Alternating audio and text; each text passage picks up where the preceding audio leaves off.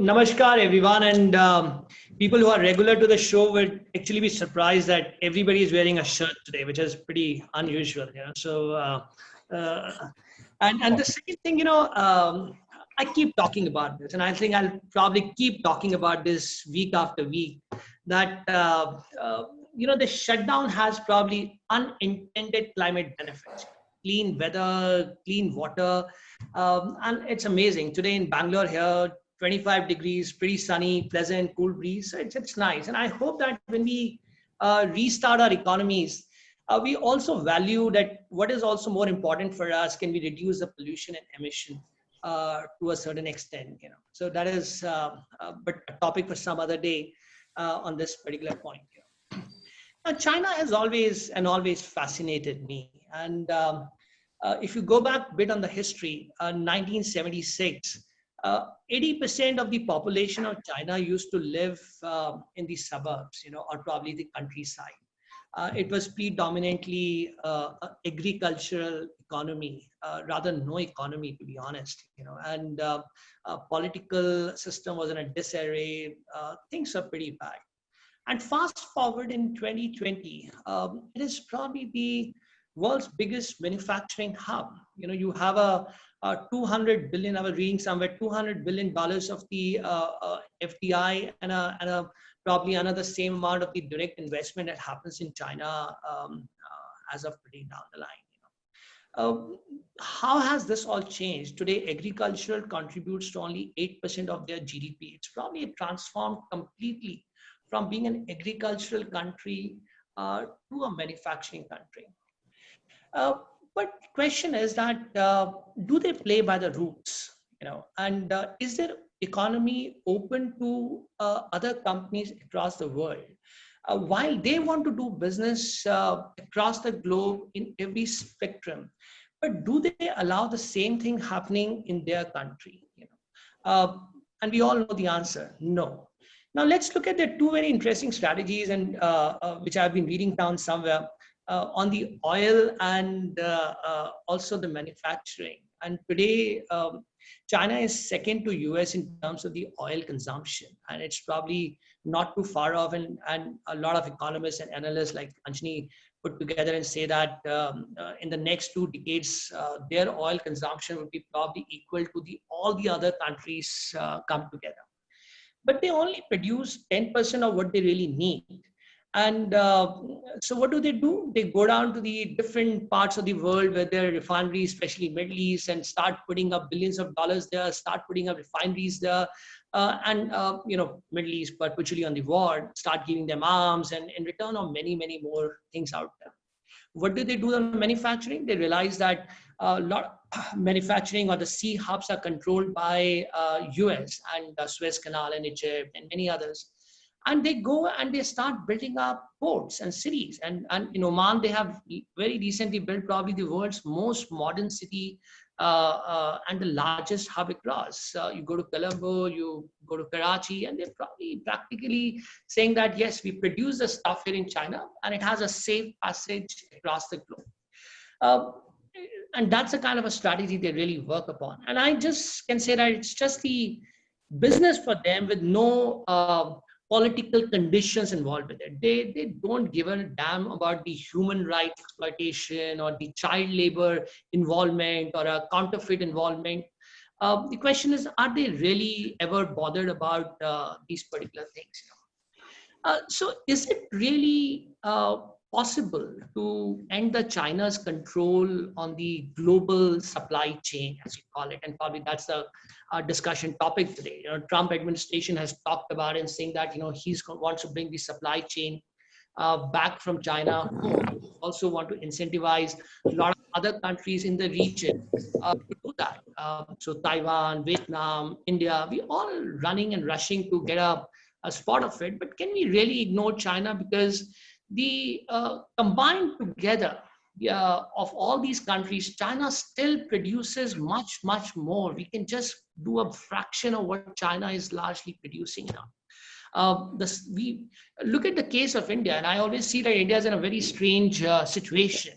We send our raw materials, we send intermediate products to China to get the finished goods from the China. I mean, look at the situation of COVID-19 battle. I think our humidifiers, even the liquid soaps, they've all been coming down from China. Where is all this make in India has probably gone. Sunil is sitting down and be getting those 3-4 large ticket FDI investments in India. And Reliance, of course, in a big space there. Recently, a couple of years back, Walmart acquired Flipkart. But is there really somebody investing into manufacturing? Everybody is acquiring the assets which are already exist in the country. But is someone really building the boat from the scratch? Can we answer that question? Why and why not is that happening? Today's India's border standoff with China has disrupted the complete customs thing. There's you keep reading about this, that the consignments are stuck and not getting cleared and so on, and many more issues, gentlemen. And to discuss all this and much more, how do you do the China's business transformation, especially on a supply chain? We have India's some of the finest corporate leaders, and all of them and their businesses are very much are related with China in some way or the other. And allow me to welcome them. So we have Sunil Seth, Chief Operating Officer and Board Member, Ashok Leyland. We have Sunil Dutt, President Devices, Reliance Jio. Vikas Kailas, Director, Mitra Energy. Yugandhar Pawala, Global Head Supply Chain, Dr. Reddy Laboratories. And to moderate the conversation, we have Anjani Kumar, Partner Monitor, Deloitte, who's one of the key responsibilities at Deloitte is to advise company on the supply chain transformation in context to China. And and with 5 extremely passionate leaders, I can expect anything less than an insightful and a engaging conversation. And so, Anjani, the screen is all yours. And I will return towards the end and probably try to know all our 6 leaders, all the 5 leaders on their life beyond the boardroom. And so, yeah, let me enjoy the conversation. And Anjani, probably screen's yours now. Thank you so much, Deepak. And thanks for the warm introductions. Good morning to everyone. I hope all of you, your near and dear ones, you're keeping safe and healthy. I think that's the most important thing in this year. We were having a discussion in one of our WhatsApp groups. So how's your New Year resolution coming along? And, people have been responding, staying alive is a good way to go right now. Again, warm welcome to this discussion on keeping China at bay.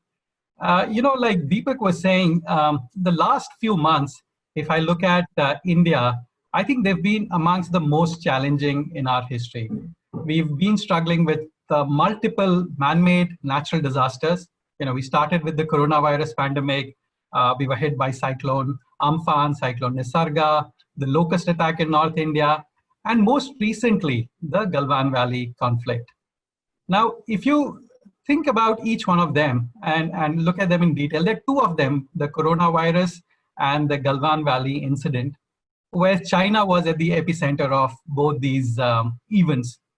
And that's, in some senses, accelerated the discussions that we've been having as a country, as a world, in terms of the role of China, in terms of how much we are dependent on China, what's the geopolitics, what's the business, what's the economics of the Indo-China interaction, of China's interaction with the world. What we want to do today is keep the geopolitics aside. Given the panel that we have, what we bring to the table, we want to focus on the business and the economics of the Indo-China relationship. Let me just set the context in terms of some of the numbers.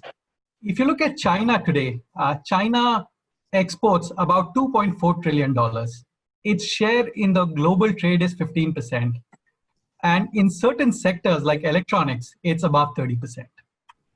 If I narrow it down to the India-China relationship, the relationship between India and China is heavily skewed in favor of China. So India last year, or the year FY20, imported about 65 billion and exported only about 17 billion. So close to a 50 billion deficit in our trade with China.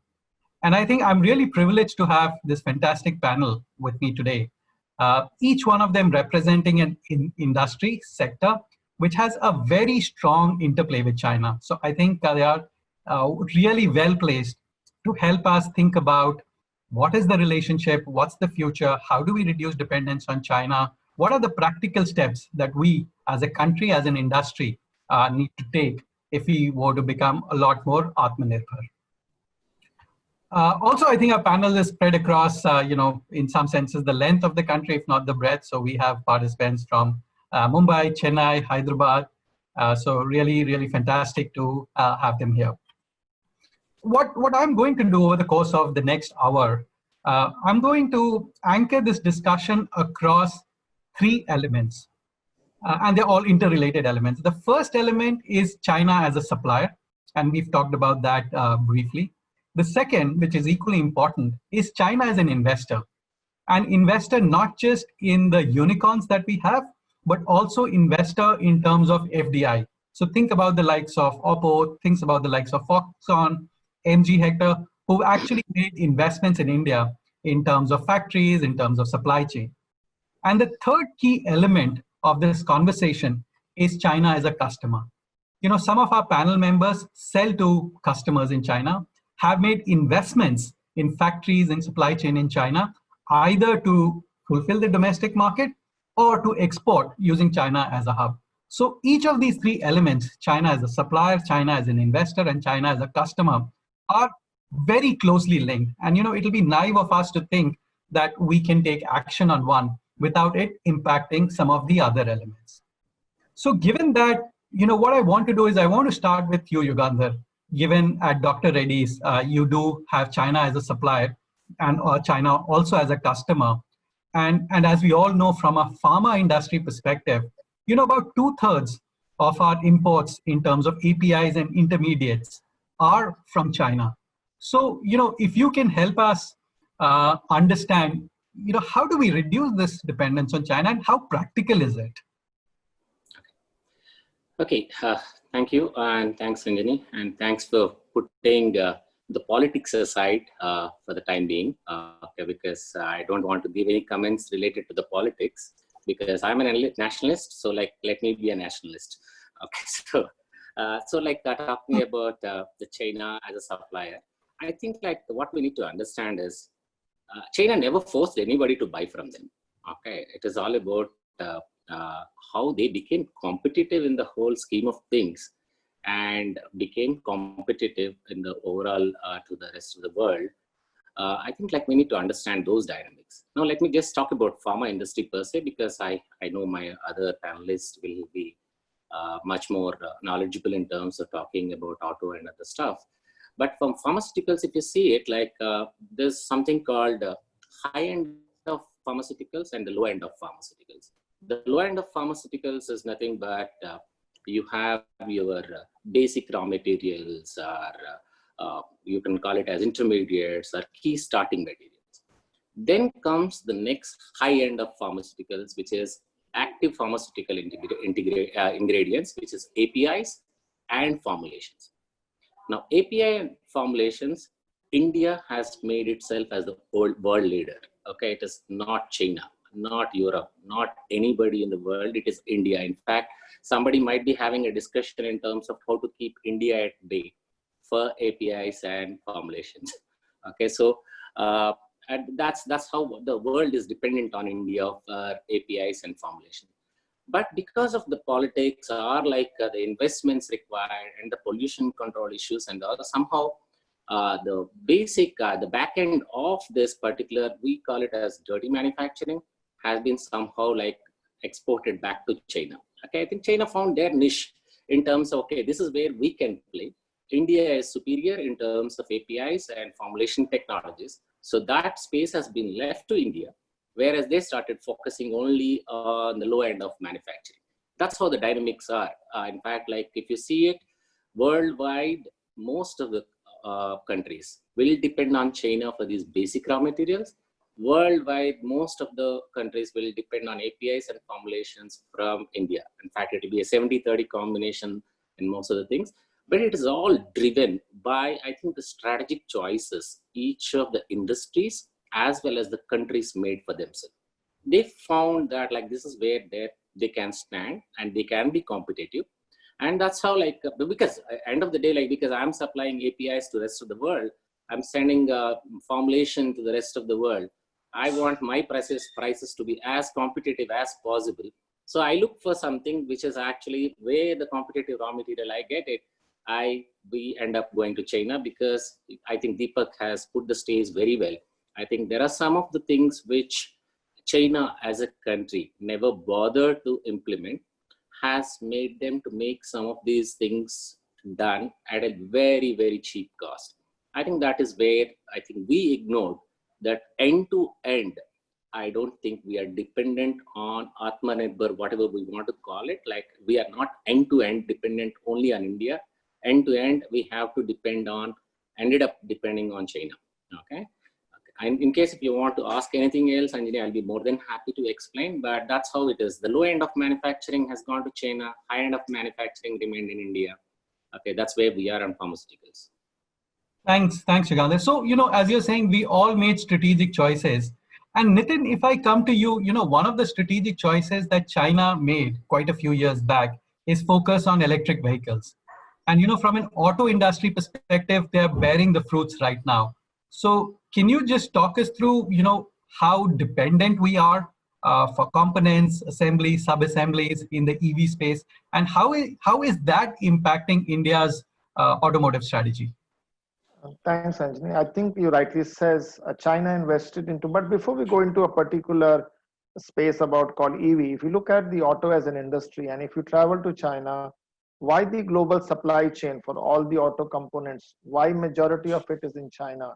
You see a starting very, very clearly what you see, the kind of facility they have built up by the vendors, by many of the OEMs is world class with the kind of machinery you see, the kind of and the speed at which they do.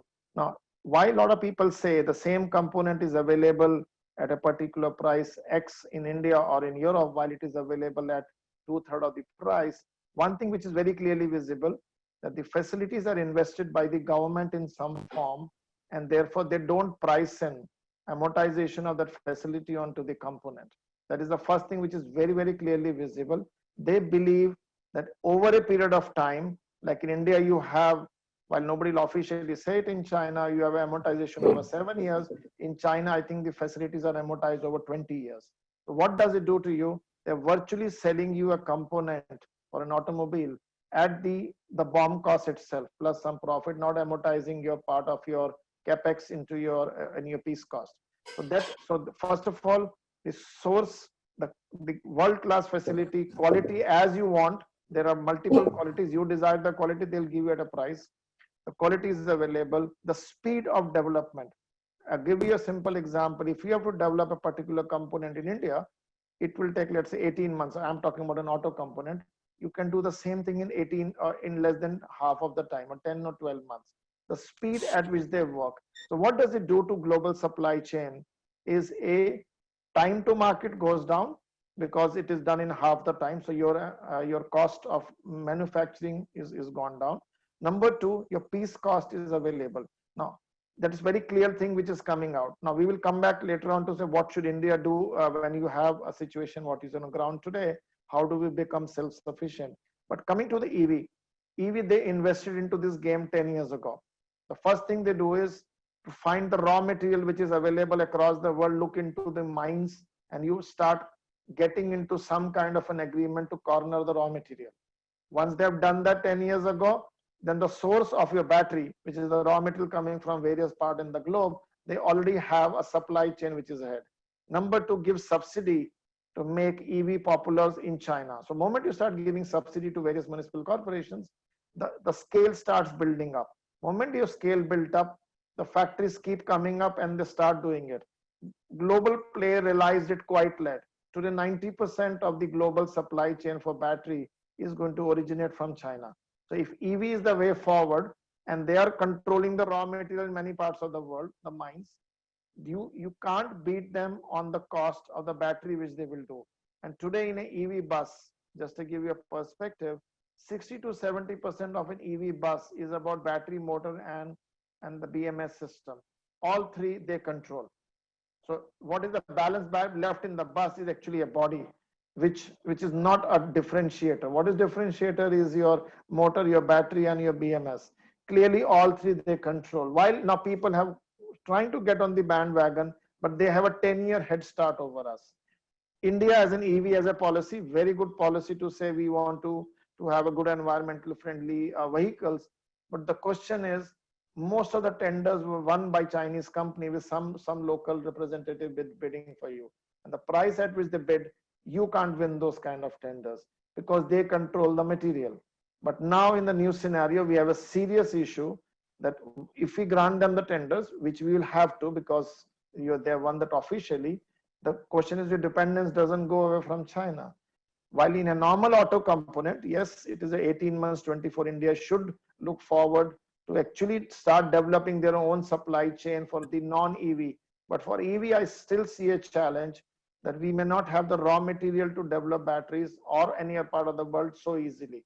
So while I can say normal auto components, even if start now, and which we are, and India is a big supplier to global markets for component and vehicles, over a period of 18-24 months, we can reduce dependence on China for sure, and we should reduce dependence, number one.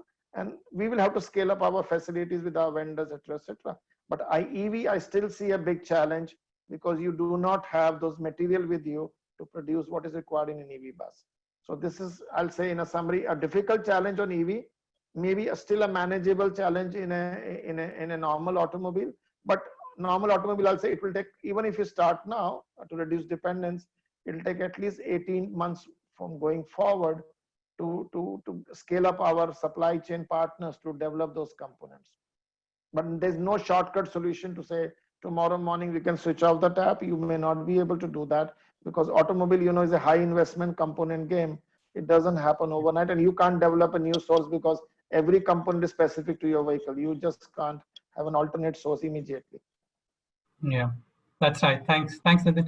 So as I hear Yugandhar, as I hear Nitin, from a supply chain perspective, there are almost two kinds of challenges coming. One is, as Yugandhar talked about, the key starting material, intermediates, API, and then going on to formulation. So I think we can, as India, make investments at the beginning of the value chain, which is the key starting material in APIs.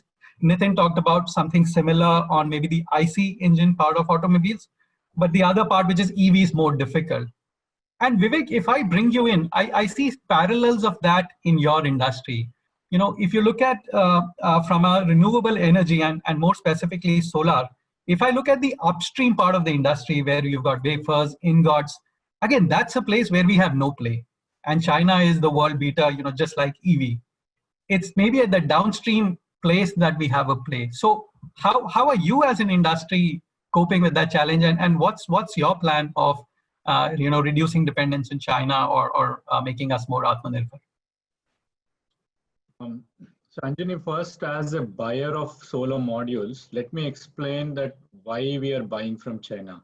So I'll put in like 3 points why most of the developers choose to buy from China.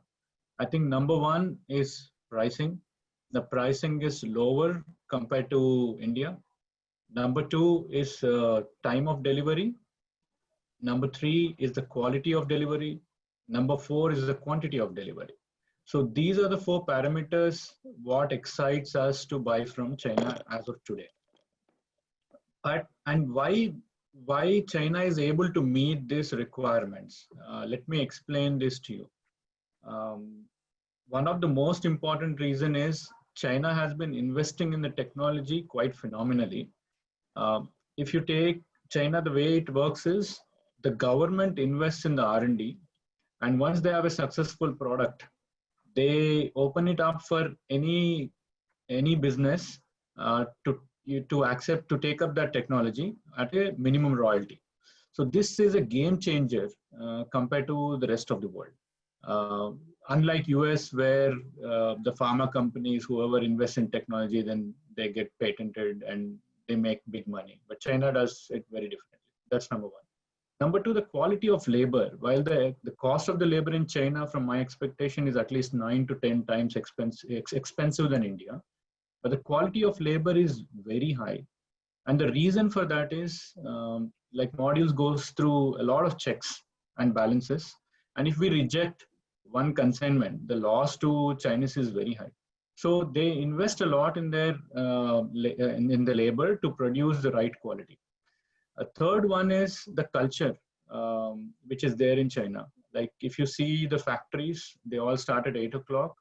More than 90% of the employees stay in-house in these factories. They don't go home. They go home to their families 15 to 30 days a year and during the Chinese New Year. So they're completely dedicated. Their life is completely dedicated, for business and for delivering. The next part is the scale. So if you remember, Tesla would go out and say that I have a gigawatt factory. By then, BYD had a 5 gigawatt factory, and today they have about 9 gigawatt factory of battery. So the scale is so massive that it brings a lot of economies of scale and pricing advantage. The next point is on the ecosystem. So suppose a module has about 40 components. 80% of those components are in the similar province.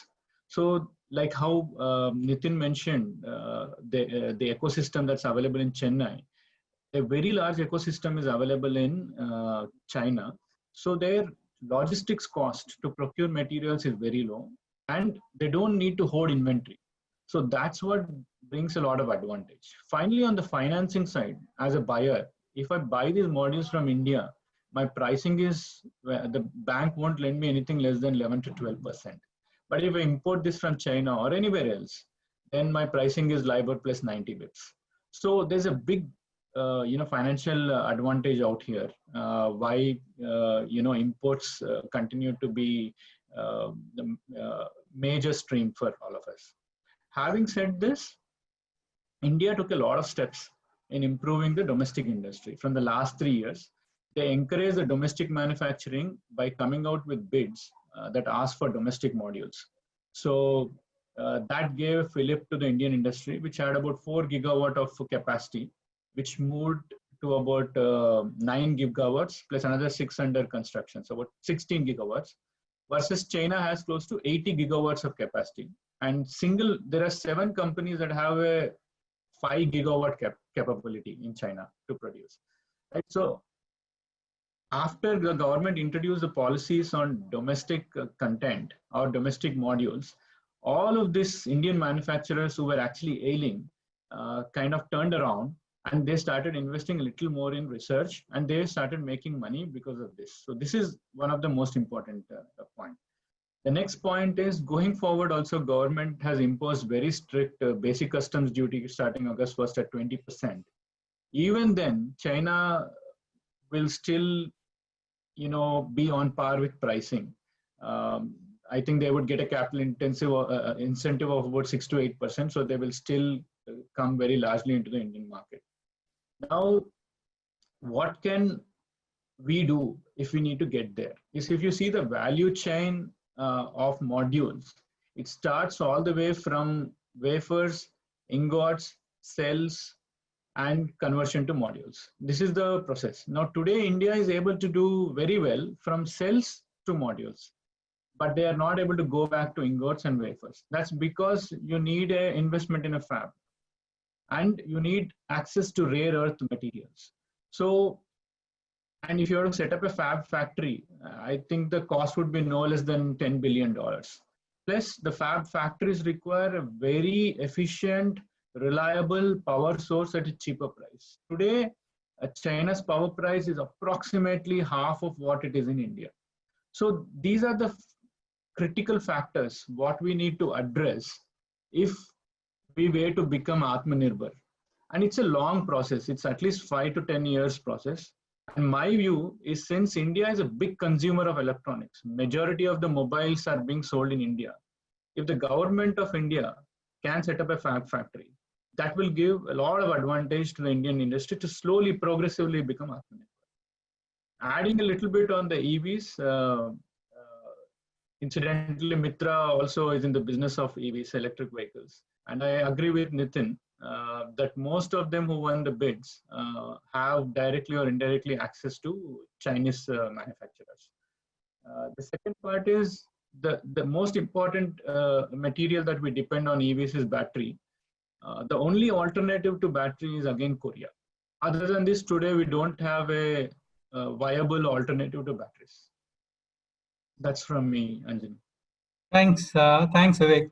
So, one of the common themes that's emerging is what we need to do as India is access to those raw materials and then making those investments in the upfront part of the value chain. Now, Sunil, if I bring you in, if I break down the imports, last year, 66 billion from China, a huge component of that was in the electronics, electrical space, right? And I would assume that at least that's a sector where the government's been a lot more proactive. There've been some incentives. We've also had a lot of assembly units come up in India. Do you see the situation in your industry maybe slightly ahead and we are doing better than some of the other challenges that we talked about, or there's still a lot more for us to do? Yeah, well, first let me begin by, echoing what Yugandhar said, that, I'm also a very strong nationalist, but at the same time, I also echo some of the thoughts which the co-panelists have already shared with everyone. It's not about, keeping China at bay or, keeping any other country at bay. When you're a global top 10 economies, you have dependencies and interdependencies on several countries for either consumption or for imports or for other purposes, which are geopolitical or which are socio-political or which are socio-economic or which are purely economic. But yes, that specific question which you asked with respect to electronics. So, certain parts of the electronics still continue to have strong dependence on import from China. Like Vivek just mentioned, there are parts which are not yet manufactured in the country and which require billions of dollars of investments. And some of that is not, I would say, forthcoming at this point of time. But then there are other parts of electronics, and there are other parts of the industry which can actually, quite smoothly move to the to other countries. For example, insofar as our network is concerned, we have zero from China. There's nothing in our network which is from China. So we are not dependent upon them for that. However, for devices to work on our network, if you notice, most of the device manufacturers are now Chinese. When I say device, I'm talking about the mobile handsets. So most of the mobile handset manufacturers are Chinese, and they are holding the majority share of the market. Because while a lot of our Indian companies started off, they really never invested in the right amount of R&D or infrastructure to manufacture, not even assembly at one point of time. So it was just purely bring the stuff from China and then start to sell. It was only a matter of time before Chinese companies also discovered that, here, there's an advantage here. I mean, we are operating on very thin margins, while you can actually make a better margin by operating in the country directly. So that's what they did, and we saw what happened to the Indian manufacturers.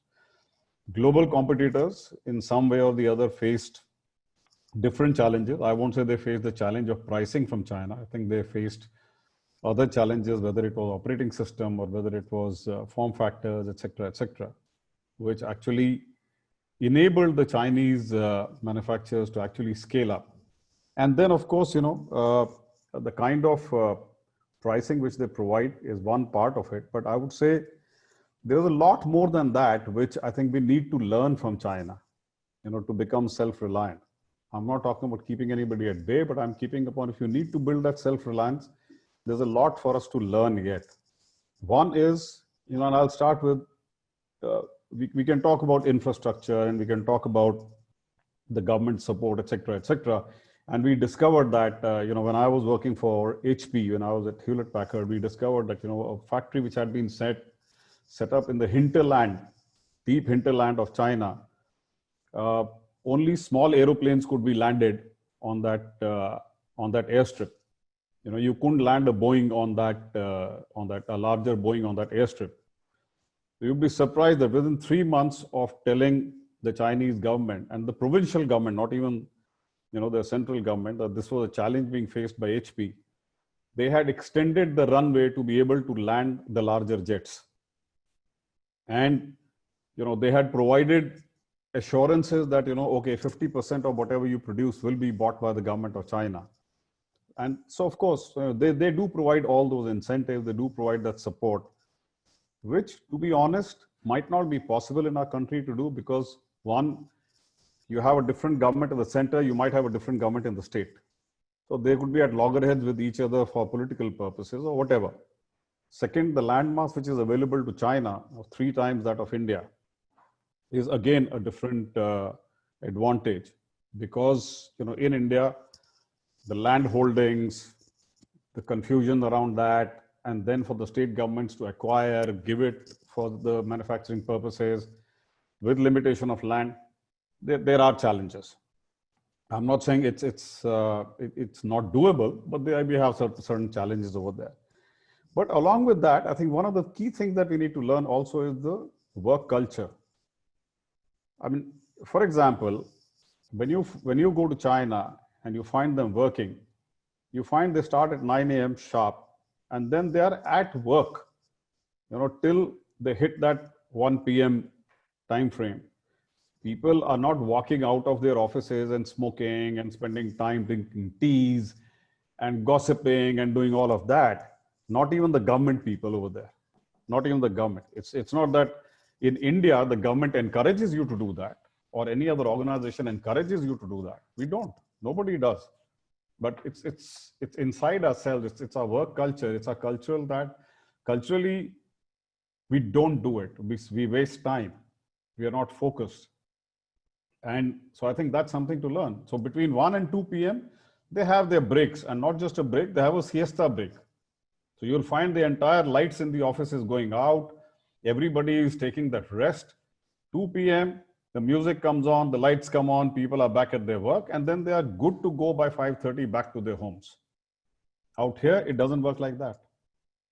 You are wasting time, and therefore then you're wanting to sit late just to show that you're working very hard. It doesn't work like that. So the work culturally, we need to learn a lot. Infrastructure, of course, those guys are pretty good in terms of the government providing all the supports. Provincial governments have targets for improving their economy. They have targets to bring in investment. They have targets to bring in, consumers, so as to support the local factories. So it's not just about putting up a factory and giving support. It's also about giving the target to the provincial governments to bring in those consumers to be able to consume what is being produced from from those factories. When I look at local manufacturing in India for handset businesses, for mobile handsets, so yes, a lot of infrastructure has gone in, a lot of investment has gone in. Earlier, what was being done as assembly is now, it is going up to the SMT level, etc., etc. But again, the critical components you still need to import. However, it's not that it's a sad situation or anything like that. I mean, today itself that you hear that Foxconn has again announced that they're investing $1 billion in India. So that's $1 billion. So that's a positive thing, But only thing is, we still need to learn a huge amount in terms of building that infrastructure. It's not that we can't do it now. Only thing is, if we expect the things can turn around in the next 3 years or 5 years, it doesn't work like that. It's going to take, maybe a decade or 2 decades for most of the sectors to be able to start becoming self-reliant. You had also asked a question, Anjani, with respect to, we wonder why they do not allow imports. There's such an imbalance in terms of the trade. The fact is, I mean, they would allow imports, provided you could match up. And we ourselves have admitted that, they produce great quality, they produce it at a cheaper price. So if you can't match that, how would they just buy from you? Whatever they need in terms of raw materials, whatever they need in terms of the other stuff, they buy. But it's just that their economy, the size has grown to such a large extent that you would always be at that trade imbalance. So unless and until we start now and start to invest in the infrastructure, we start to invest in, people, work cultures, a whole lot of that, we'll again be having the same discussion 10 years down the road. So I think there is a lot more that we need to learn. It's about interdependence, and it's not just about political stuff. It's about running businesses, and again I say, okay, supposing we decide, okay, we shut down everything from China. Today we shut down everything. Are we prepared as a society? Are we prepared? Are we prepared as consumers to make those sacrifices of not accepting the same quality, the same things which are coming now? Are we willing to give it up? I don't know. I don't have the answer to that. Only people can answer that. So I think there is a lot more to it than just wishing something away. Yeah. But yes, we do need to build our self-reliance, and we need to make a beginning somewhere. Yeah. No, that's very helpful, Sunil, because I think what you've done is covered. They're the harder aspects that we've talked about, whether it's access to raw materials, whether it's infrastructure. But as you and Vivek eloquently talked about the softer aspects of the training, of the labor, of the culture, almost like a pieces of a jigsaw, all of that has to come together. It's the access to raw materials, it's the investment, and it's the ability to stay invested for a really long time by the government, by the companies. You don't know where the blurs one ends and the other starts, but notwithstanding that, but the ability to take that investment and continue, and over a 10-year period, 15-year period, in the case of China, probably over a 20-year period. I think that's something that's needed. And again, I think what's consistently come off is, if we start now, we shouldn't expect miracles tomorrow. It will take us time. It will take us maybe 5-10 years to reach that stage. But as you're rightly saying, we won't be having this conversation again. So that's the longer term. I think in the shorter term also, I just want to get your views on, you talked about, Sunil, almost in a rhetorical manner, that can we stop everything today? What we've seen is, China's pretty smart at this game. If I compare the last 2 years' deficits with Hong Kong and without Hong Kong, what we've seen is the deficits actually widened, because we used to run a trade surplus with respect to Hong Kong 4 years back. Today it's a deficit, because China seems to be routing some of those products through Hong Kong, through some of the other Southeast Asian countries where they have a better trade agreement. So almost in some senses rerouting that. Do you see that as a challenge in the short term, in your specific sector, Sunil, and then maybe I'll ask Vivek as well? Well, see, again, specific to our sector, which is, when I talk about geo as such, or, network, I don't see that as a challenge. But yes, I think insofar as mobile handsets are concerned, where a whole lot of manufacturers today, I think 80% of the market of mobile handsets, smartphone market, I'll say, in India is controlled between, I would say, 6 brands. And the 6 brands are Samsung, Oppo, Vivo, Xiaomi, Realme, and that's it. So 5. Redmi? Sorry? Redmi? So that's Xiaomi. So Xiaomi, yeah. So that's it. So 5 brands control about 80% of the market. Out of these 5, 1 is Korean, the other 4 are Chinese. Right? And they are sub-brands, Realme is a sub-brand of Oppo. So they don't really need to reroute anything other than, for their own purposes, they don't need to reroute. I mean, they just depend upon their parent country. However, we must also appreciate the fact that a whole lot of them are investing in terms of, setting up manufacturing facilities, even if they are automated manufacturing, or even if they are assemblies, but they're setting up the manufacturing. They're slowly increasing the capacity of manufacturing in the country. They're bringing in more and more components to start manufacturing in the country. So I think, when the sector decides and when it gets the support from the government in terms of, saying that, no, we have to bring in everything and manufacture here, it starts to happen. We saw the same thing even when, the network equipment was being done. So people started to invest in the country. They started to set up the factories here. They started to do all of that. So I think I would say we are on the right track. Okay. It's just that, as I said, earlier, there's no immediate fix. So even if I look at a short-term fix in our industry, the short-term fix also has, a few years of runway to it. Yeah. That's something that we need to be always cognizant of. Okay. Vivek, do you see that China routing through Hong Kong or through the other Southeast Asian countries, is that a challenge? Do you see that? Yeah, so what happened is in 2018, the government had imposed safeguard duties on import of solar modules. So what China did very smartly is either they tied up with factories in Vietnam, or they moved their factory very quickly into Vietnam and sold a lot of products through Vietnam, Singapore, and other Southeast Asian countries. So yes, what the purpose for which what the government did, I'm not questioning whether that is right or wrong, has not been met.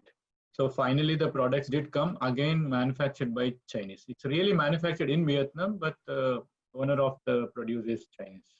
Yeah. But one important point I would like to add to what Sunil said is in solar, we have a component, something called inverters. That's the heart of the system. And worldwide, about 80% or 90% of the inverter manufacturers are Chinese. But there's a company called SunGrow. They invested in India. They set up a factory in Bangalore. And slowly over the last 4 years, Chinese wiped out every inverter manufacturer, including ABB. So they are bringing this kind of scale. So yes, investments into India is a good thing, because then it will improve our ability. It will give jobs. It will help us to understand this technology a lot better. So one more point I wanted to mention is on the wind turbines. Mitra is also in the business of wind turbines. There are many manufacturers in India that are exporting close to 5,000 megawatts of wind turbines out of India.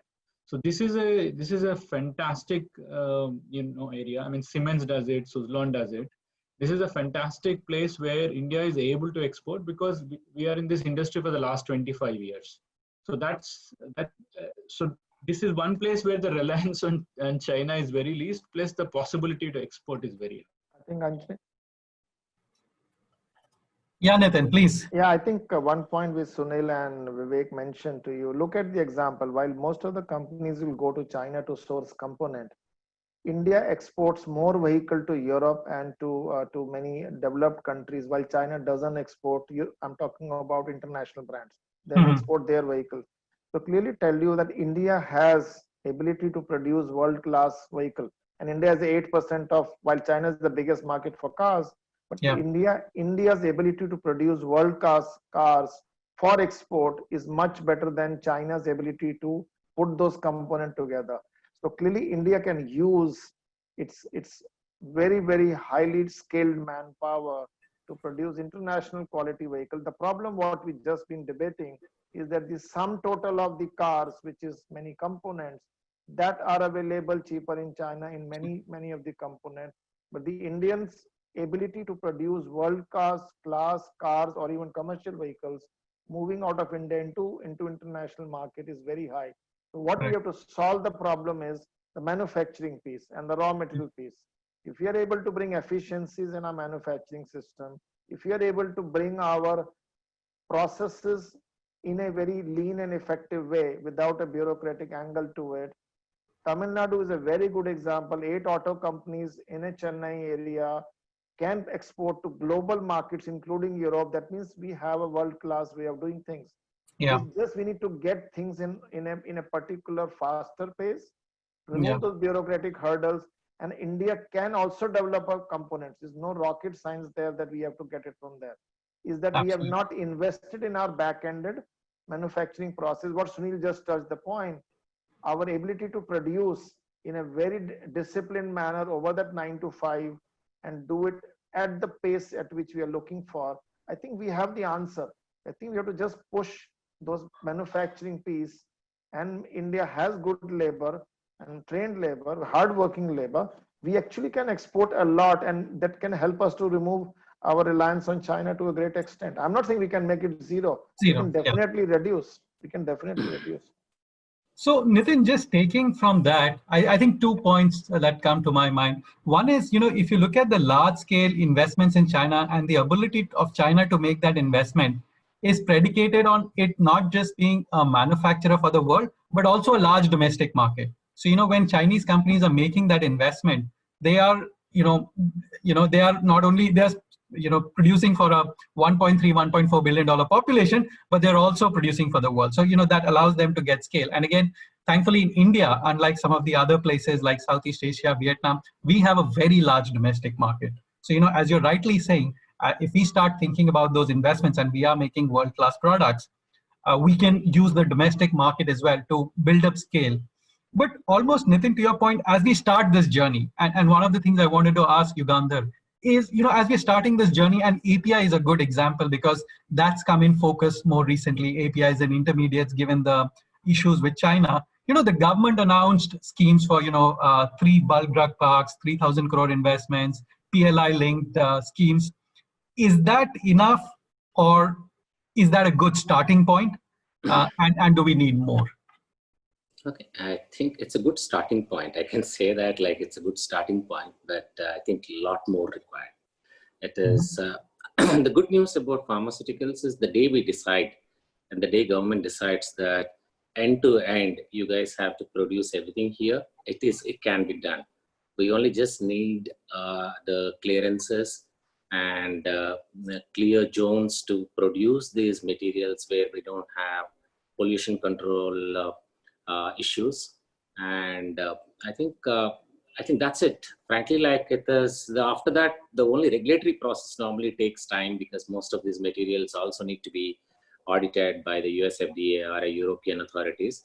So, like, if we decide as a government that starting today, okay, in next 5 years, this is the policy. This is what we want you to do. Okay, it's possible. Okay, its only thing is whether will you be as cheap as what you were earlier. That's a big question mark. Okay, we need to really answer that, because the reason is whatever we get it, the moment you start putting the capital and the moment you start producing the same thing, as Nitin, Sunil, all of them explained, because we got to keep that return on capital employed. So like it is, you have to, like some of these things, 5 years and 10 years, we start building up in the cost. That's when the cost becomes very, very high. So apart from that, the pharmaceutical world, I think India is in a very good place, very, very good place, because we export maximum APIs to the world. We export maximum formulations to the world. It is only thing is, I think strategically we just left some part of it to some other countries. For example, in this case, probably China, but bringing it back is not a problem at all. It's only thing is we need the environment. I think it's a good start that like at least government realized at least for 50 molecules, we need to have the basic infrastructure, which is not there. So like they started the parks and other stuff, but I think that is not sufficient in my view. Okay. Lot more need to be done. Lot more need to be done. And Nitin, from an auto perspective and from a, if I take both IC and EV, what steps would you want, the government to take? And of course, then the industry has to follow suit. But what specific steps, is it like more clusters like Chennai, which has worked really well for us? Or are there other things? What would your recommendation be? I think the one of the things I said, the capital investment, since auto is a very capital intensive industry, and to develop a component, and then need to give a stability of a time for component to settle down, and then don't bring regulation change very fast. So if you give the incentives, I'm talking about only in terms of manufacturing, about putting up facilities, something which you would have seen, many government gives OEMs a lot of land, which is at a very, very, I'll say, tax breaks we were getting before GST, that you invest into the facility. For example, many companies like Ashok Leyland and my other colleague, component companies, sorry, OEMs have done in various parts, give the period to various vendors to say, we will give you the land, invest into it. We will look at helping you to also exports by giving you export incentives. And then people start developing those components. See, 8% of our GDP is auto in India. We are the biggest consumer of buses in the world after China in terms of bus consumption as mass transportations. Why should we actually be dependent on some other country to give you buses to supply to in India? It should be done actually Indian itself. Yes, we wanted a cleaner emission. Maybe we could have done it in a way that other companies should have not participated in some form. Not that we should told them not to participate, but we were not ready for opening up the economy on that part, and but we got on the wrong fight. I think we have the auto. Auto is a big driver in the biggest employer in this country today is auto. In the from the OEM all the way the supply chain to a dealership, it's the biggest employment generator. Just get things ready. We have the way to do it. We are not developing components for and getting the prices down because of our cost of manufacturing is actually high. Get those costs down, we are there. And if this 8% of GDP, we have still 1 in 1,000 vehicle car consumption. Worldwide in US, it is every second person owns a car. In China, it's very, very high. We can actually consume our own cars and two-wheelers. We are the number 2 in the world on two-wheelers. We have the auto industry, which is there, but we are not developing many components because we feel they are available, maybe quite a supply chain outside India. Not directly as an OEM, your suppliers are bringing it to there. I think we just need to get our manufacturing thing right, and we know how to assemble it. We know how to market it. We have a consumption in-house. We can export. I think this can be one growth driver. Auto can be a growth driver for Indian economy going forward. So, if I just on China as a supplier, as we talked for the last 40 minutes or so, I think if I just try and summarize, I think what we're hearing is, we have high dependence, but it's not that we can't move away. It'll take us time. Now is a really good time to start for especially sectors we haven't started. Lay out longer term plans. Nobody should expect miracles to happen. And as Sunil rightly said, work on both the software aspects and the hardware aspects in terms of infrastructure, access to raw material, training, culture building, and lay out that plan, which again, as you rightly, Nitin, emphasized, give the industry a longer time frame. Talk about, being invested along with the industry, government being invested along with the industry for a longer time frame. Use the domestic market as a way to reduce costs, and then, build that up over a period of time. And I guess what that also does is, we are moving towards the Atmanirbhar state. So, we don't want a situation where 10 years later we are having the same discussion, but China is not the country where we are dependent, but it's maybe Vietnam or somebody else, right? So the whole idea is to, while being part of global supply chains, move where we are more dependent on ourselves. So I think that's pretty helpful. I also want to get your views on the second element of China as an investor, right? So if I look at some of our 30 unicorns, I think China in some way or form has investments in about 18 of them, whether it's Alibaba, whether it's Tencent. Similarly, China has made, Sunil talked about investments that Foxconn has made, Oppo's made in India. So they've been an investor in the FDI, part of the value chain as well. So, given the current situation and how things are going, how do you see replacement, for example, on the startup side? Nitin, do you see alternatives for China to come and make investments to make our startup system as vibrant as it is, or do you see a challenge with that?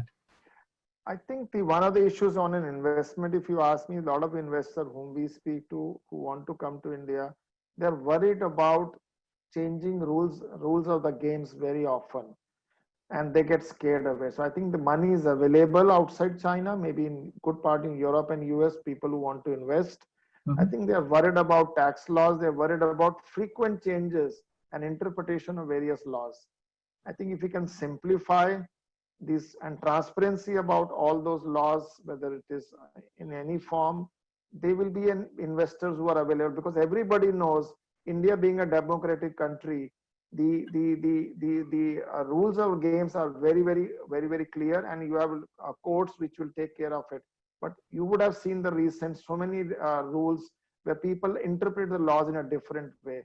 So we can definitely move away from China. There are money available outside China.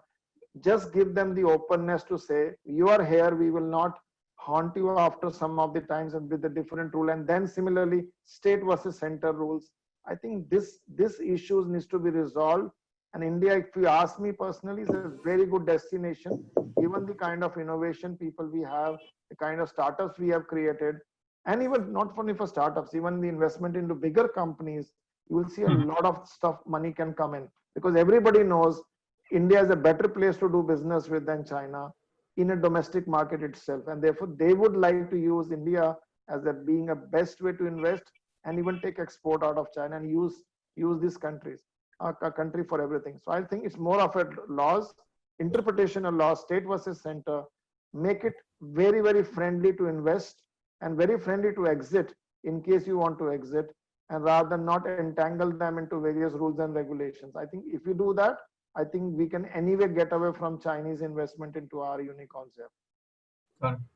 And Sunil, bringing you in, given that in your sector, we've seen some significant investments and more importantly, announcements by whether it's a Foxconn, whether it's an Oppo, $1 billion investment plans, but they seem to have put that on hold. You know, given the current situation, do you see that as a challenge, or you see it'll get fulfilled by somebody else, just given India as a destination? See, so far as I think mobile handsets are concerned, I don't think they've been put on hold because Foxconn has announced it today itself. And insofar as the others are concerned, you know, when I see the demand for handsets, I see remaining pretty strong. And I know that, you know, even today, whatever is available in the market is kind of getting sold out. So the demand for the devices remains very strong. So I have my doubts if they'll be, you know, reducing their investments or putting that on hold.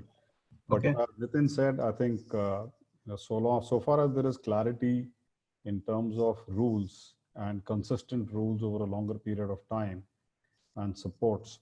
So I think, you know, businesses always will take a more rational view of that and will continue to invest. But you know, the recent move by the government to ban 59 Chinese applications, whether it's TikTok or some of the others, you don't think from a handset manufacturer investment point of view, that's had an impact? I don't think so, because, you know, for most of the apps, you know, there are alternatives which are available. And it doesn't really impact a device because, you know. No, I mean from a sentiment point of view, that look, So see, Chinese apps have been banned. Is there, or as you rightly said, the demand is so much that the Chinese manufacturer will say, look, I need to capitalize on that demand. Yeah, see, as I said, you know, right in the beginning, what you mentioned was that, you know, there is geopolitics and then there is business. And yes, we do see that the demand for the Indian handsets has gone up very significantly. We see that non-Chinese handsets demand has gone up very significantly. Yet at the same time, even the brands like Vivo, Oppo, Realme, Xiaomi, they all continue to do well. One of the reasons could be that there was so much of pent-up demand during the, you know, 2-3 months of lockdown that people were not able to change their devices, and hence they did want to come out quickly and change. And right now, the demand-supply situation is a little skewed because of the fact that the factories are not fully operational, and it's less to do with any political interference. It is more to do with the fact that people have to, you know, adhere to the social distancing. They have to adhere to safety measures, and they have to adhere to all of that. That, in a way, slows down the process because then you're working with lesser number of workers, and some of the workforce which has already, you know, left your manufacturing hubs and maybe gone home and is a little apprehensive about returning back to work. So I think that also kind of impacts the whole production. So as a result of that, we do have a bit of a shortage, I would say, in terms of supply of the handsets in the market. most of the device manufacturers today are on a hand-to-mouth situation in terms of meeting the demand. Got it. Okay, that's helpful. Just quickly moving on to the last aspect, which is China as a customer. We do have close to $17 billion of exports to China, and a lot of that is in commodities. It's in gems and jewelry. It's in cotton. I just want to get Yugandhar, as DRL, you also sell. You have investments in China. You've got a factory. You've got a JV. China is a market for you as a customer. How are you seeing that grow in the backdrop of the recent events? So I think, frankly, Anjani, it is nothing changes. Okay. So, it is. I hope. I want to keep the politics out of it, but these normal things happen once in every 3 years, 5 years. Something or other keeps happening, and after some time, it cools off. In terms of as a Dr. Reddy's per se, our dependence on China is less than 10%. Okay, but whereas I think probably we export more than what we import as Dr. Reddy's, not as a pharmaceutical industry.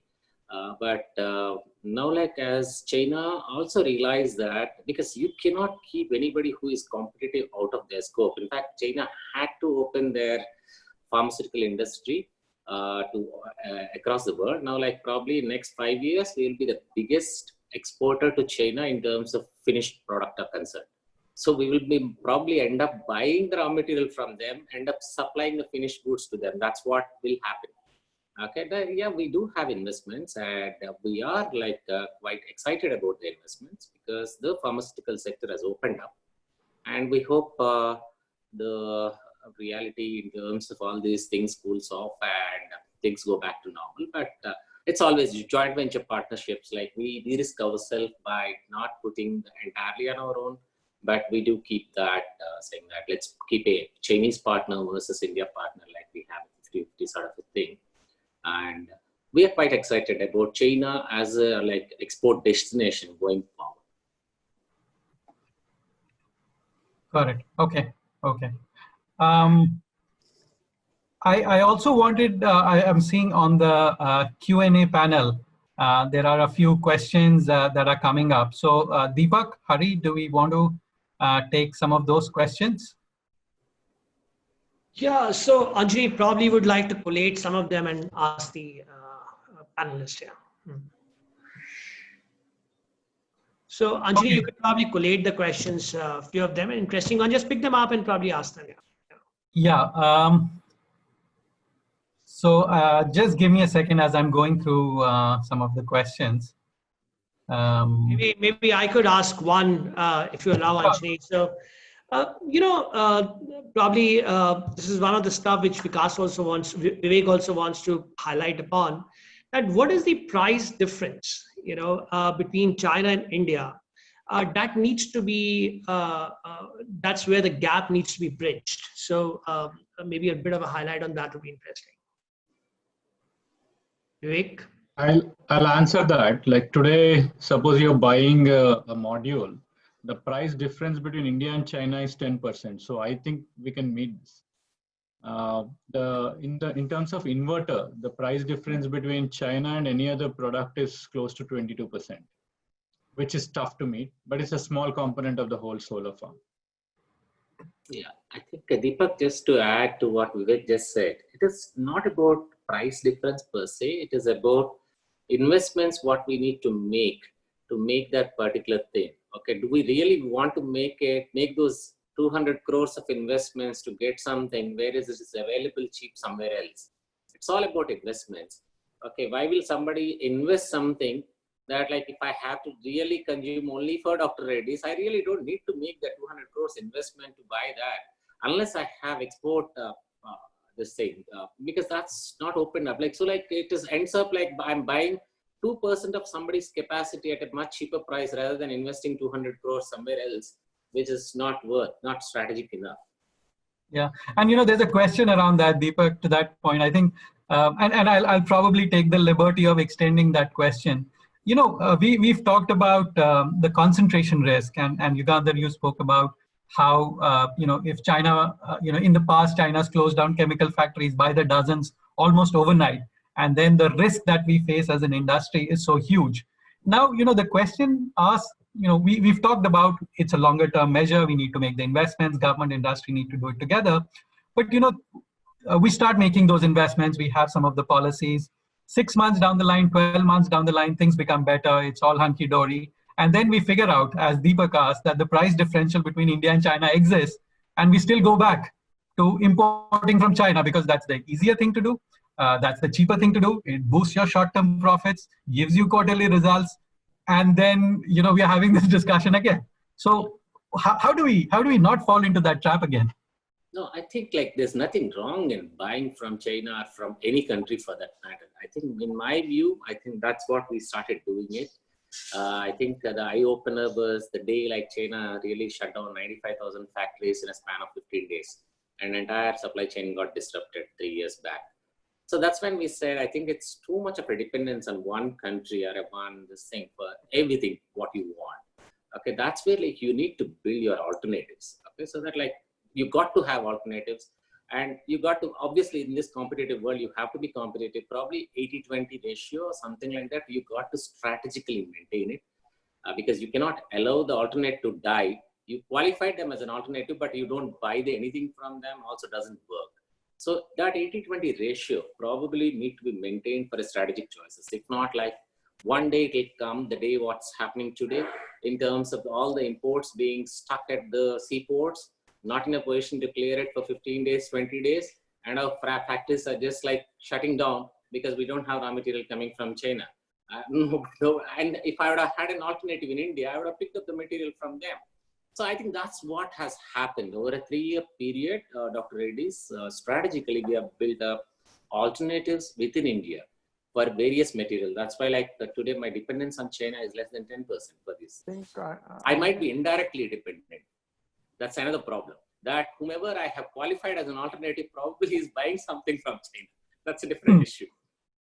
I think, Anjali, at that point, I will echo what he's saying. Most of the auto companies across the world, which were having a single source of a component in China, many of them have started to now develop a second source. And once you do the second source, then the ratio you can always decide depending on the situation. And you may then slowly come out and give a scale to somebody. But you need investments to do that. Let me give you a simple example on, let's say, you're buying a sheet metal component. At the end, it's a steel. The question is, who invests in the dies to make that component? It's just a pure steel. Right? So just simple, let's say, a fuel tank. It's just a fuel tank, very simple steel, just formed it into a tank of shape of a tank.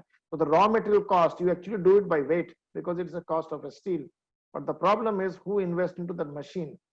China, because it has a scale, is able to price this lower than what your Indian supplier can do because he does not have scale. So I think it goes back to the situation. We build up scale, our piece cost actually will come down. And that is what we need to do, work as an all Indian OEMs to say, we will encourage a lot of suppliers to get scale together, and then we can reduce dependent on the other. At the end, material cost doesn't change. I'm telling you where we still procure the steel versus they procure the steel is the same price. Per kg, how much is the steel? I think it's the investment to make the component, which we need to find a way to give a scale. Therefore, piece cost will come down. And you can't do away with China. I'm not saying everything. At least majority of the component you can do away with that and bring Indian OEMs to do it. Indian suppliers to. Absolutely, bang on. Yeah. As I was going through the question, one common theme that seems to be coming across, and I want to bring in both Sunil and Vivek on this, because you touched upon the softer aspects of labor. Where, like you said, Sunil, lights on at 9 and then till 1, everybody's put their heads down and working.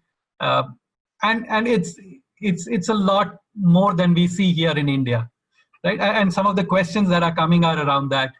Given our culture, given we are a democracy, given how things work, is that even something that we can aspire to? And if not, what's the alternative to it? But to get to the same level of efficiency, same level of labor productivity, how do we can't probably, run a top-down diktat. It hasn't worked. So what's the alternative? What's the Indian way of doing it? Or is there an Indian way of doing it?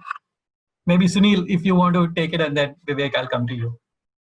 Yeah, well, it's not that there aren't any Indian examples of that kind of efficiency. And Nitin just spoke about the fact that, we produce world-class cars. We produce cars which are more acceptable across the globe than, some of the others. And it's not just limited to cars. I would say, there are several such components or several such products that we produce which are of high quality. And I dare say there are organizations which work on in a good disciplined manner. I think it's a matter of building the culture overall. And what is visible will always get changed. So I recall this example of wanting to curb the pollution in Delhi at one point of time when it was maybe 2 or 3 decades ago. And I recall that I think, if I'm not mistaken, one of the judges of the Supreme Court had insisted upon first curbing the diesel pollution. And even upon being questioned that, while the petrol pollution is more dangerous than the diesel pollution, why are you wanting to do that? Because he said, simple, diesel pollution is visible. It's there like soot, which is coming out of the buses and it's in your face. If you're able to curb that, you're able to drive home the point about wanting, the consciousness about pollution. So I think some of the visible things we need to do, I don't know whether it's going to be easy to do that in the government departments, etc. But I think, when I look at a whole lot of the private sector and I see most of the organizations, I would say the discipline is coming in. There is going to be, however, I saw a couple of questions. Of course, we need to balance between, slave driving and discipline. But I think if it comes from within the people, that, I have taken this job, so I need to do full justice to it. It reminds me of a very famous quote which says, most people stop looking for work once they get a job. So, I think that's something that needs to change from within. People need to figure out that, yes, if I have taken this job, what is my value addition that I'm bringing to this job? What is it that I need to do to be able to bring full efficiency to it? Am I doing full justice to it? Or, and maybe some people who need to train other people to see that, this is a waste of time, this is an unproductive time, and this is the way you need to do it better. Of course, that hand-holding is required, but it's not easy to change cultures, so very easily. Yeah, I agree with you. It's, in China, I agree with you. It's a different approach. It's an iron hand which is driving them. Yeah. But out here, you need a different motivation to be able to do that. And I'm sure people are working toward that. But other point, Anjani, is related to some of the automation and what we need to invest on. Because normally, if a line has to can run with 2 people with the proper automation, today it is run by 20 people here. Okay? So there are a lot of things what we need to work on. Obviously, it requires significant investments. But only thing is we got to have a longer term view and a strategic roadmap in terms of what do we want to take it forward. As an organization, as a country leadership, everything. Like it is not, I cannot just blame Indian government or some state government for that. Like it's all about like organizations, industry leaders, everybody has to take a lead in terms of how they want to take it forward. I'll just give you another example of that, Anthony. We went under a lockdown, and I think most of the people in the first couple of weeks were trying to figure out what to do and how to operate, etc., etc. Within the first 2 days of the lockdown and people moving to work from home, our business at Jio, we had brought it back on track, and we were serving the customers across the country, length and breadth. We had our network engineers who were completely in a very secure manner, ensuring that the network was up and running 24/7. Nobody had any kind of a disruption. Our people in the field were ensuring that people remained recharged. We were able to bring all our channel partners and everybody else into digital modes of payments, receiving payments as well as digitally, sending recharges to the customers. Our retail business of grocery, etc., was able to scale up at a pace which was unprecedented to be able to serve the local kirana shops and other, pharmacy shops, etc., etc., so that they could be closer because they were closer to those customers for a daily needs. So we were able to do that. So it's doable. It's not that it's not doable. These efficiencies are eminently doable. And I think we demonstrated it for the last, 3.5 months now. I'm pretty happy to see that, how it happened. Yeah, so in some senses, the adversities brought out the best in us. It's just a normal situation. Yes. As the question came, we just need to continue with it when it's not adversity. Normally, we don't have a discipline of continuing with that momentum. That's a different issue. That's So Anjani, I think answering that question from my perspective, culture change is a very long drawn process, very difficult process.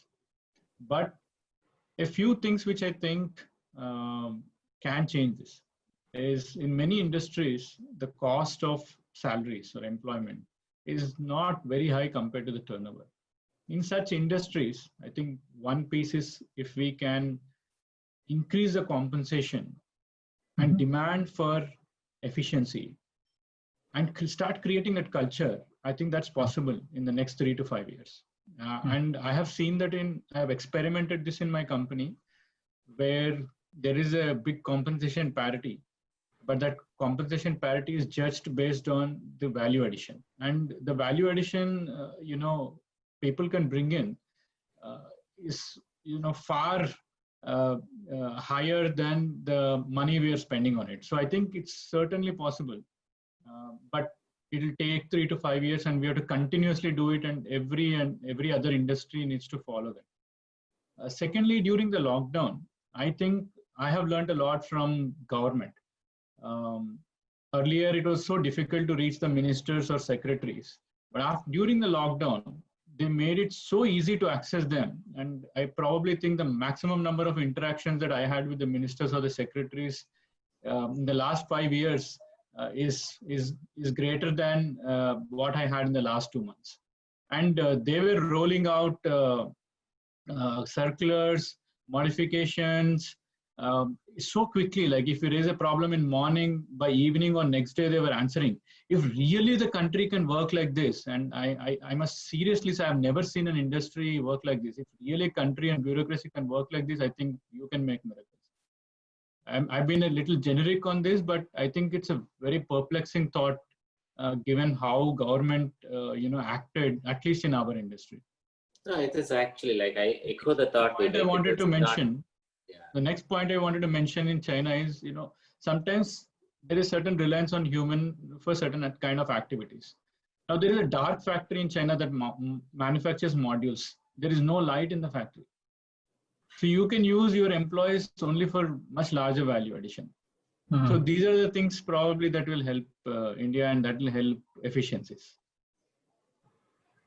Yeah, Yugandhar, you were. No, I was just echoing the thoughts with Vivek in terms of it's definitely not a generic answer. In fact, I've seen this happening across central government, across state governments, because we have factories at multiple locations.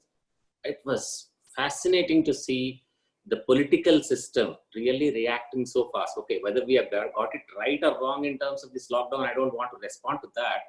But in terms of the response levels, was excellent. Actually, I should really appreciate the way the governments have reacted to the situation. So, on that positive note, I do want to take the opportunity to thank the panelists. It's, at least for me, it's been really insightful, a privilege to speaking to all of you.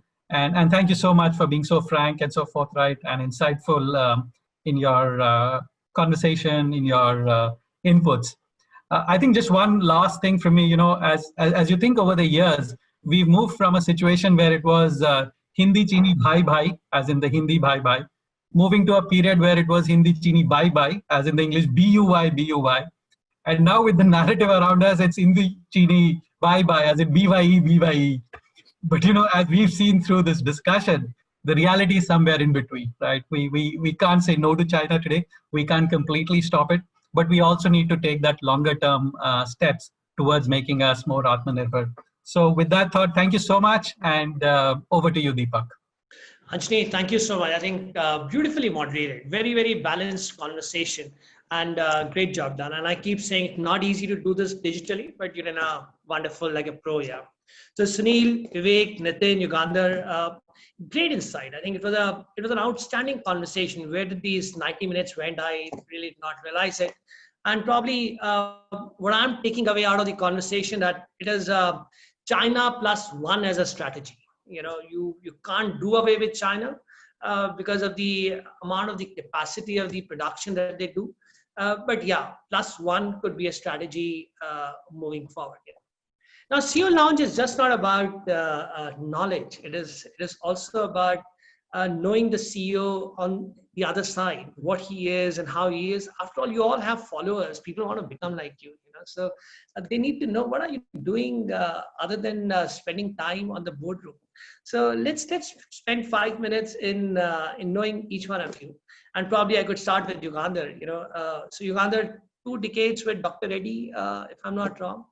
Yeah, 2 decades. So, what is it that made you stuck for so long, and what is that culture of Dr. Reddy that's made you being with them and carry on year on year, and contributing in that place? Yeah, very interesting question, Deepak, because I kept moving from one place to other within Dr. Reddy's because I was here in Hyderabad for some time. Then I was in Mexico for some time, like when we acquired a Roche factory. Then I was in London integrating our Beta Pharma acquisition and shuttling between Augsburg and London. So then I came back in 2010. So like it's almost like it's a roller coaster. If I think 20 years, how it has passed, like I've never realized because it's every 2 years, it's like a new job I have taken. Okay, that is what it is. And the second and the most important thing is the open culture, where like you can go and challenge anybody in the world. Okay, so like nobody bothers, and no hierarchical approach. So somehow, like I think the culture and the management and the type of opportunities what I got, and I also love to give it back to my people like who work with me. I think that's what keeps me exciting. And other than that, like, okay, my family feels comfortable probably in Hyderabad. Why not? Fantastic. That's other thing. And Vivek, you have created an impression around you that you are a guy who doesn't speak much. But you know didn't look like after the conversation today, to be honest. But you know, we all know that you live and you beat Mitra. You know, and in fact, so much so that even Saturdays you make your people work. I'm not sorry for that. So, but what do you eat, Vivek? I'm sure you don't eat Mitra. You keep yourself so super fit. What is it that you really eat, man? I mean, let's know what you eat. What are your sports? What are your passion? What do you do otherwise? Sure. I mean, I think I'm genetically gifted. So I've been like this since childhood. So that's the secret. Everybody thinks I'm actually very fit, you know, from the outside, but from the inside, you know, only I will know. Like yes, I'm very shy. Actually, I don't come on public forums at all. I don't know why, but I've been like this. So, No, but you should do this more often. You're a great speaker, Vivek. You should come and contribute more. Yeah, we really enjoyed the conversation with you today. And Nitin, how's been the life treating you during the lockdown? What's happening back home here?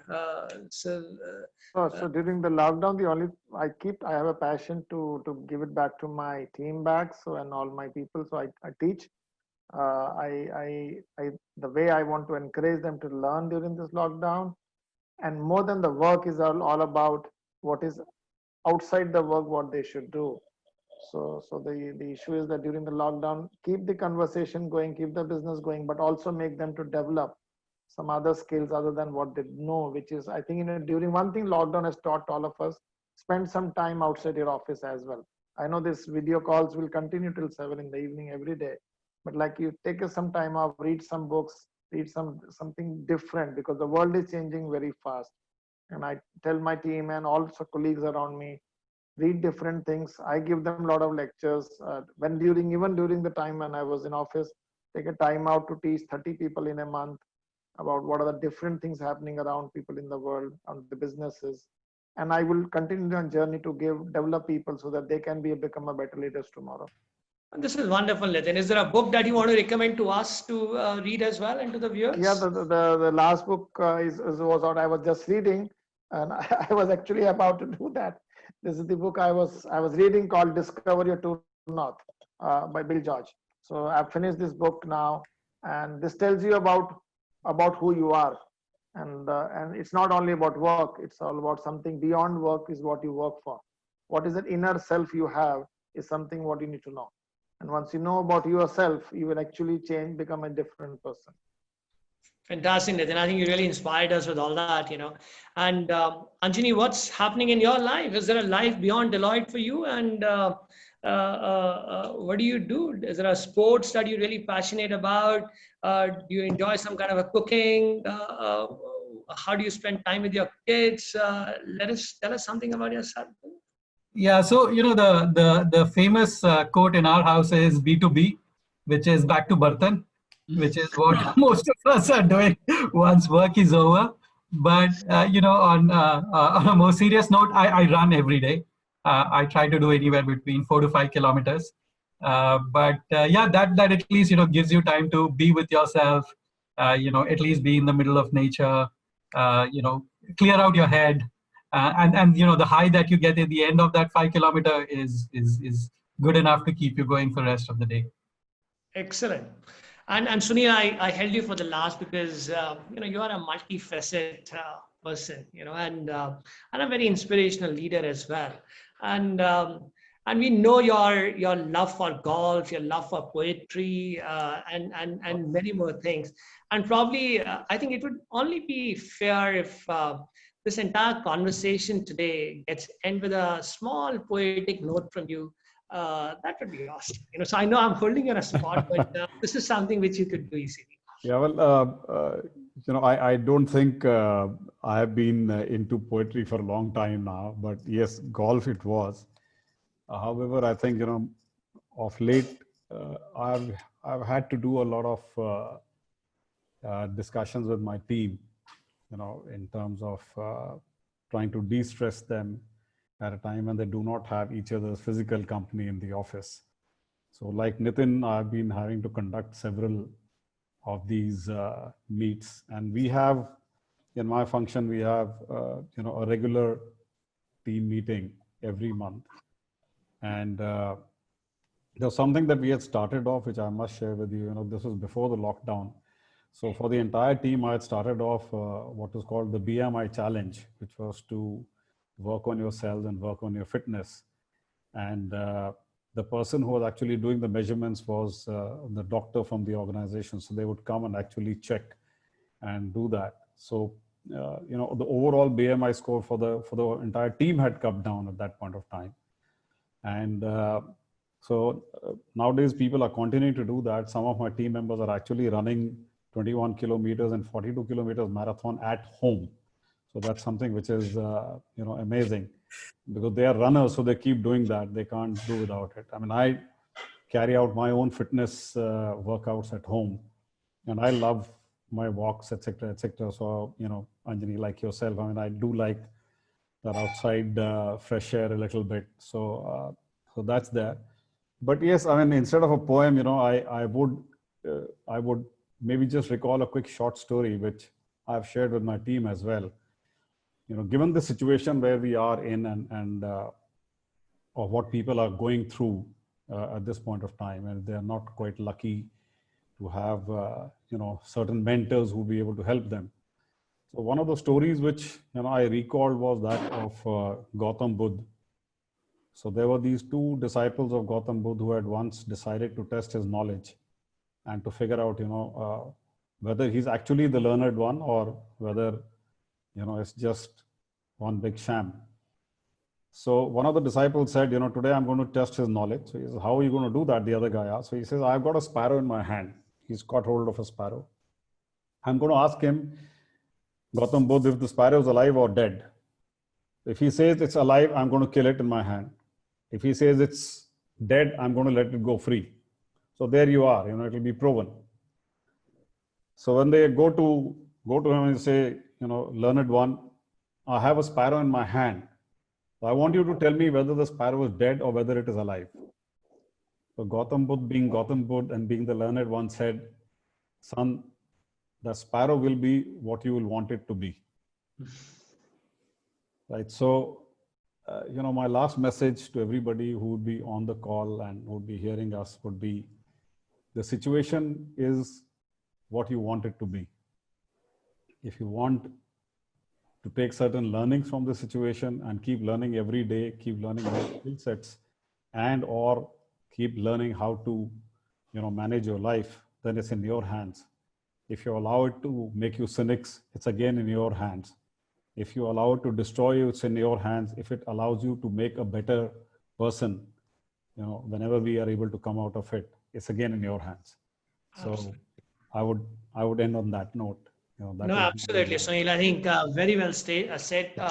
State of mind and make yourself stronger, both mentally and physically. I think very well said. So, gentlemen, great conversation. Thank you very much for your time. It's been a great start to the Saturday, and I look forward having you all and all the attendees who came in next Saturday again at 11 o'clock for a new topic with a new set of leaders.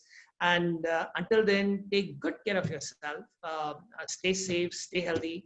Namaskar. Thank you. Thank you. Thank you. Thank you. Thank you all. Thank you very much. Thank you very much. Bye.